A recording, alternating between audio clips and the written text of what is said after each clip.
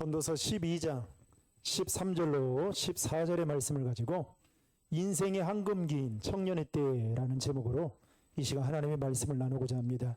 우리 옆에 있는 분들하고 인사하겠습니다. 당신은 꽃보다 아름답습니다.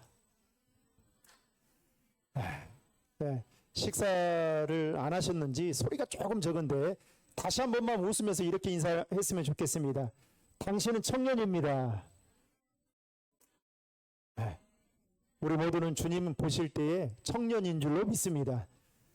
흔히 청년의 시기를 인생의 꽃과 같은 시기라고 말을 하죠.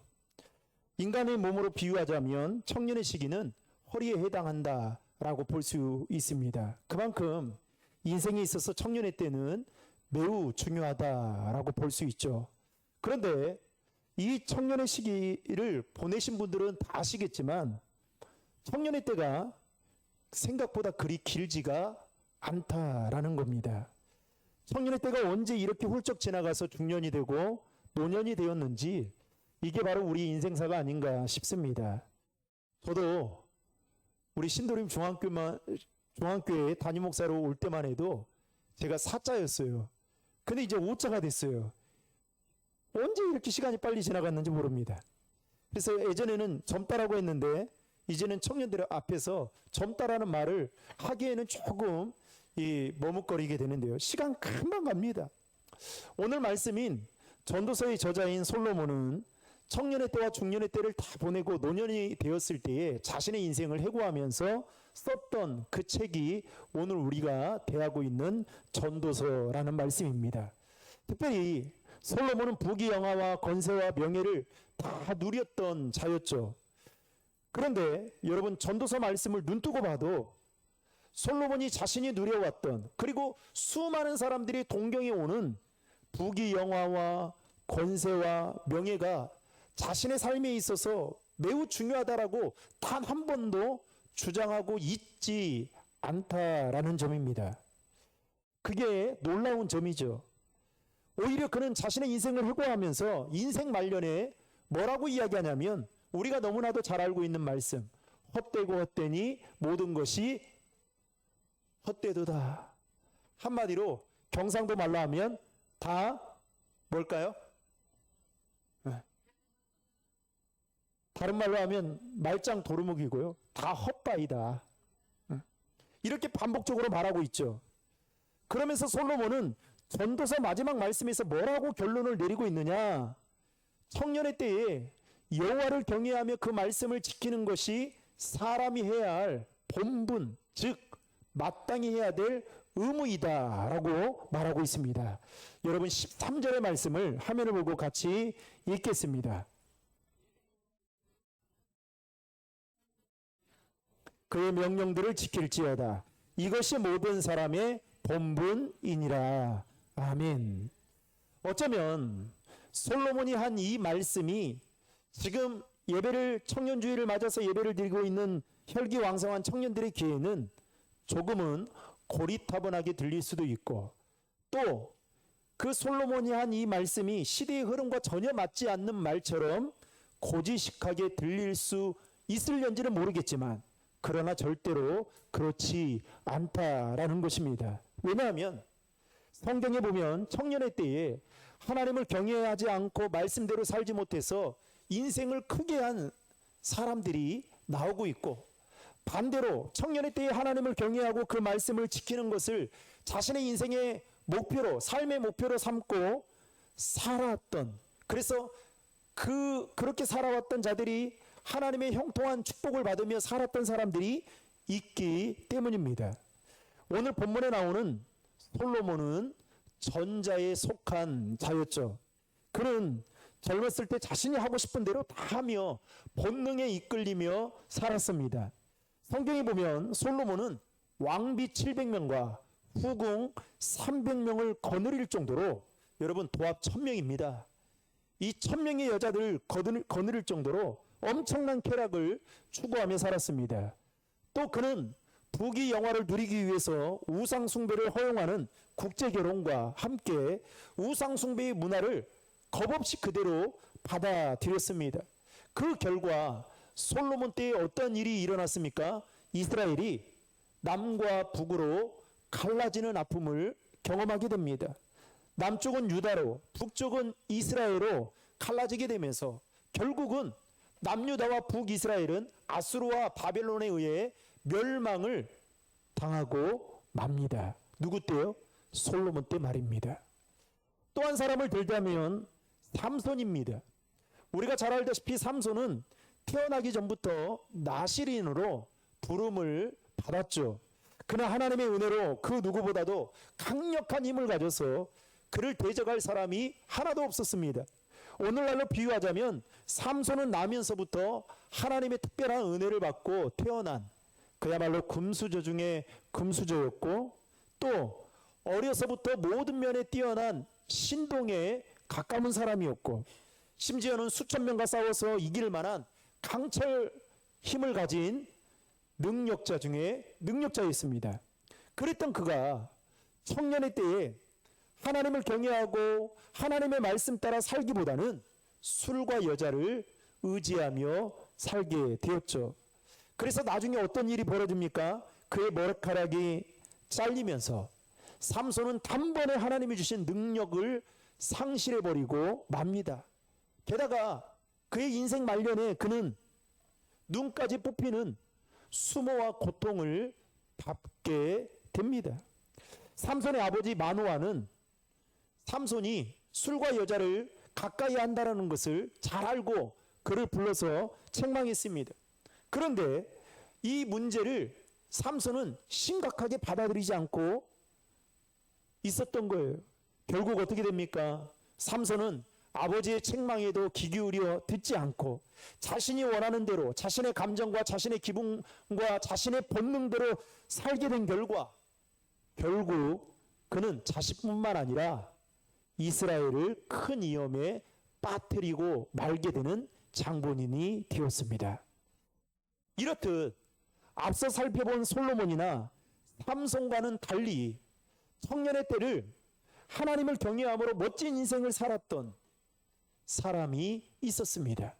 그는 바로 요셉입니다. 요셉은 형들의 시기와 질투로 인해서 애굽의 노예로 팔려가게 되죠. 그러면서 엄청난 고생을 하게 됩니다. 결국 요셉은 팔리게 되어서 보디발의 집에 가정총무로 일을 하게 됩니다. 그러다 어느 날 그 주인집 아주머니가 혈기왕성한 요셉에게 가까이 다가옵니다.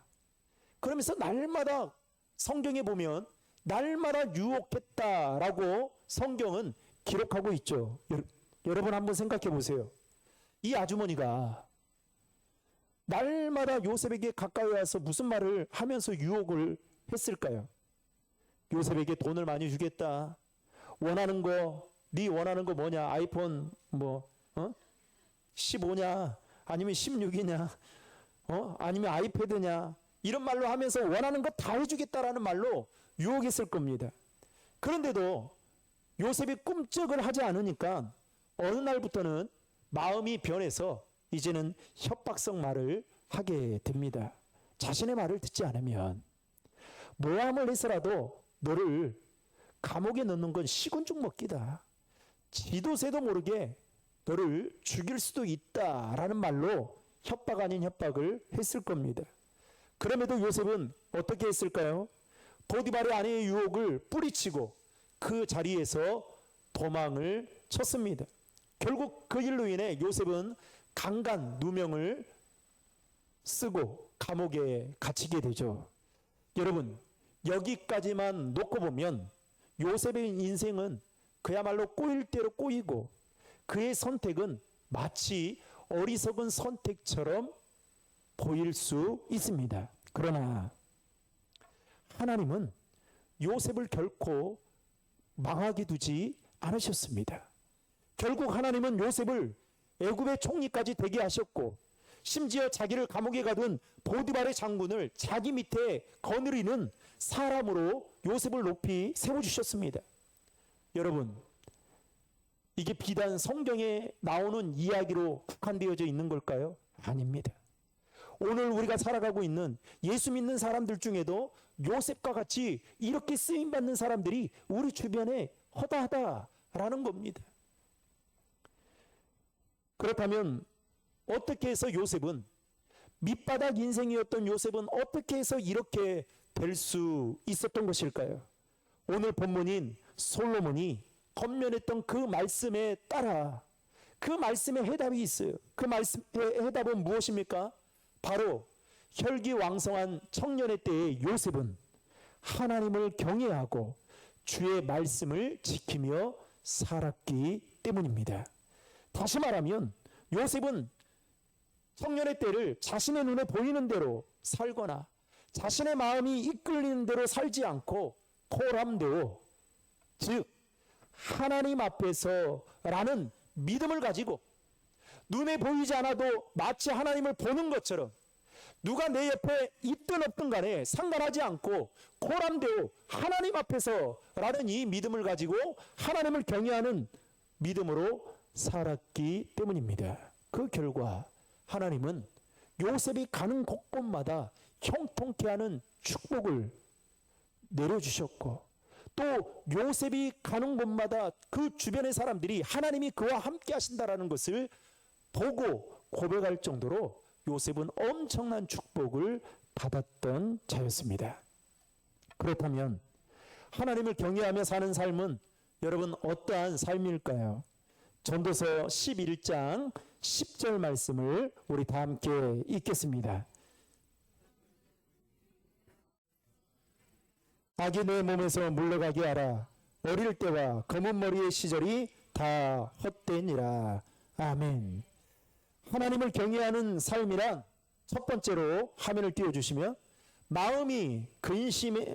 마음에서 근심이 떠나가게 하며 악을 멀리하는 것입니다 라는 겁니다. 여러분, 오늘날 청년들이 잘못된 문화에 거침없이 빠져드는 원인 중에 하나가 바로 근심 때문입니다. 요즘 말로 표현하면 심한 스트레스 때문이죠.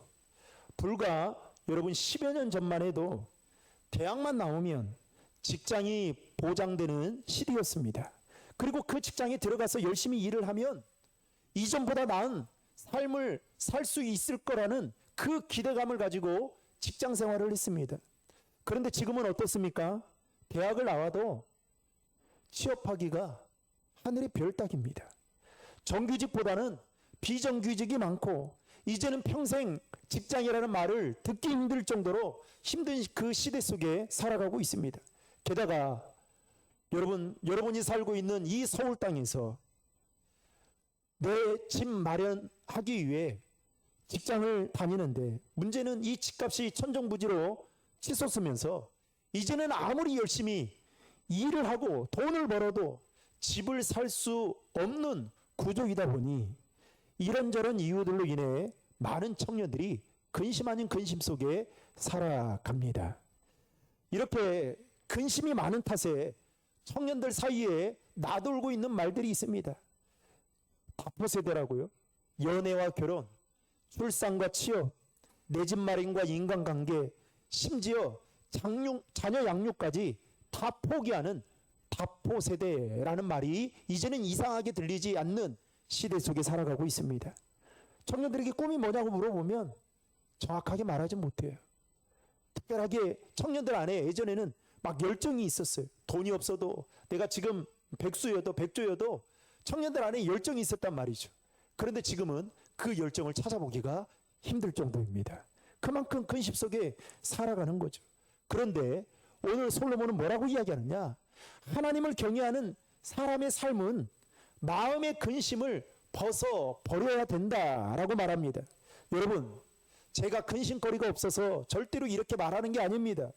이 세상에 사는 사람들 중에 근심거리가 없는 사람이 어디에 있겠습니까?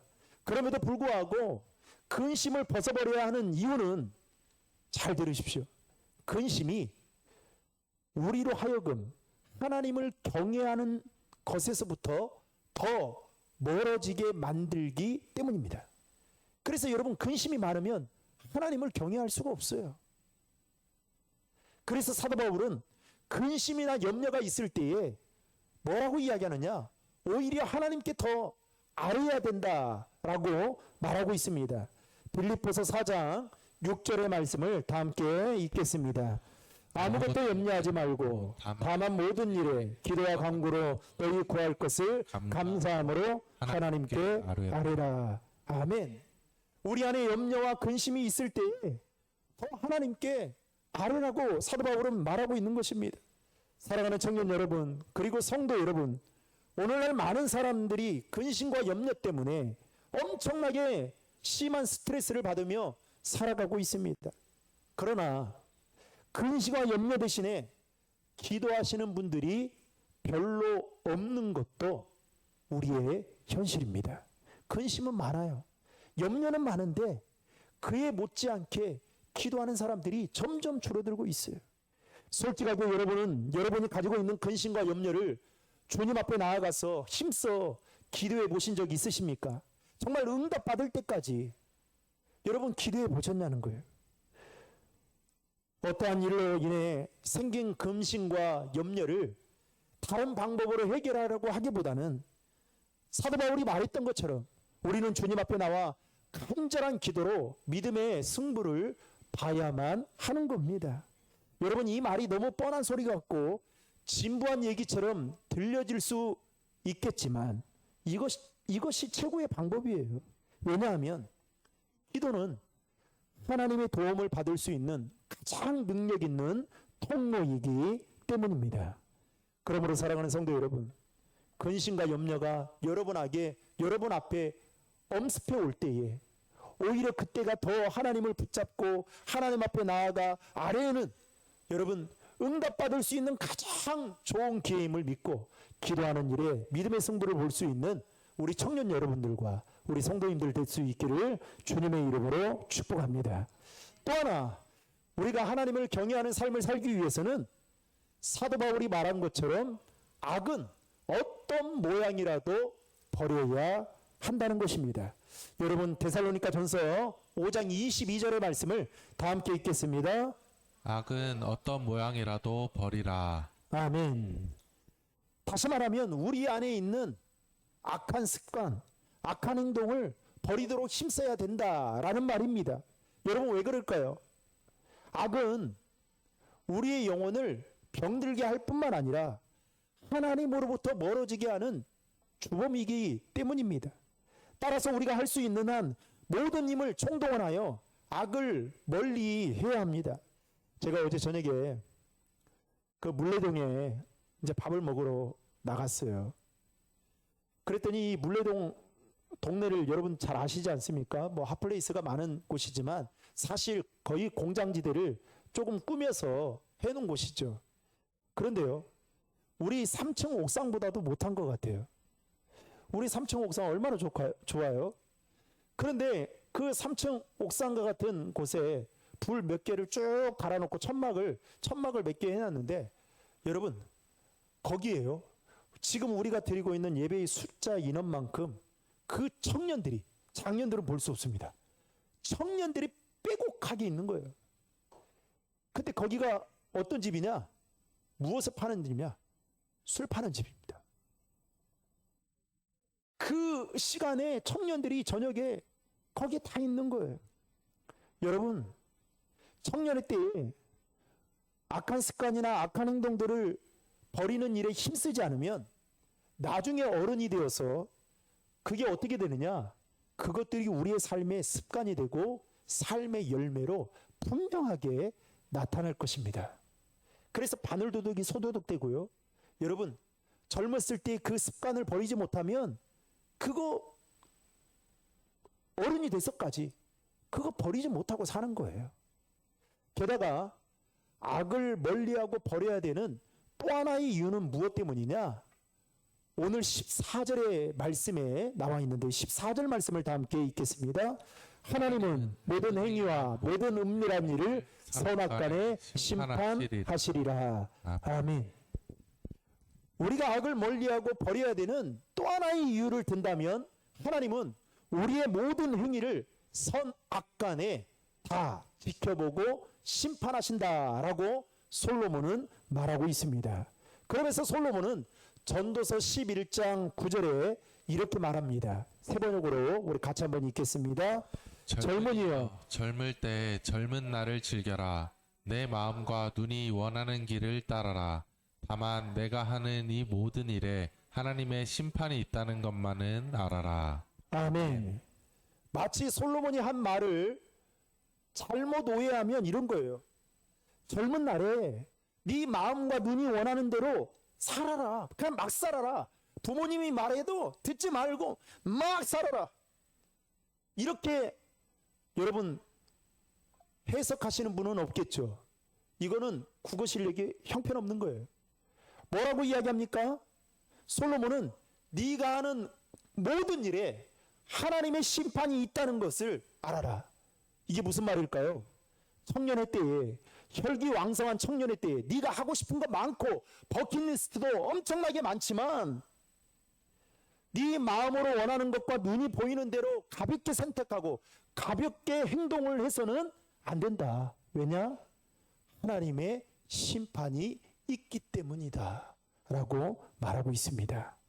그 모든 일들을 근거로 해서 하나님은 심판하시겠다 라고 분명하게 말씀하고 있습니다. 이제 말씀을 맺겠습니다. 사랑하는 신도림 중앙의 청년 여러분, 그리고 성도 여러분, 벌써 인생의 한강기를 긴 청년의 때를 보내신 분도 계시고 또 지금 청년주의를 맞아 인생의 한강기와 같은 청년의 때를 보내고 있는 청년들도 있을 겁니다. 그때 여러분은 어떠한 삶을 살아야 되겠습니까? 나는 청년의 때 다 보냈으니까 이제 내가 청년의 때 그렇게 고생했는데 노년에 돼서요 이제 내 마음대로 살도 되겠다. 여러분 이렇게 생각하십니까? 분명한 것은 여러분의 자녀들이 지켜보고 있다라는 것이죠. 아니, 우리의 모든 행위를 선악과는 심판하시는 하나님이 지켜보고 계신다라는 겁니다. 솔로몬이 인생 말년에 깨달았던 것은 대단한 것이 아니었습니다. 아니, 많은 사람들이 동경하고 추구하고 싶은 부귀 영화와 권세와 명예와 성공과 쾌락을 위해 그것이 인생의 전부다라고 말하지 않았어요. 하나님을 경외하며 그 말씀을 지키는 것이 사람이 마땅히 해야 될 책임과 의무이다 라고 말하면서 그는 이렇게 말합니다. 근심을 버리고 악을 멀리하라. 사랑하는 청년 여러분, 청년의 때에 하나님이 주신 그 열정과 믿음을 가지고 여러분 안에 세상이 여러분들에게 주는 그 근심들을 다 날려버리고 그 근심이 있을 때 그 힘으로 이길 수 있는 힘으로 하나님 앞에 기도하며 나아갈 수 있기를 바랍니다. 악은 모든 모양이라도 버리라고 말씀했던 것처럼 하나님을 멀리하게 하는 그 악한 모습들이 여러분 안에 있다면 청년의 때에 그것들을 멀리함으로 말미암아 인생의 한강기와 같은 청년의 때에 하나님의 손이 붙들림 받아요. 요셉처럼 멋지게 쓰임받는 그 은혜가 우리 청년들과 우리 성도님들 가정에 충만하기를 주님의 이름으로 축원합니다.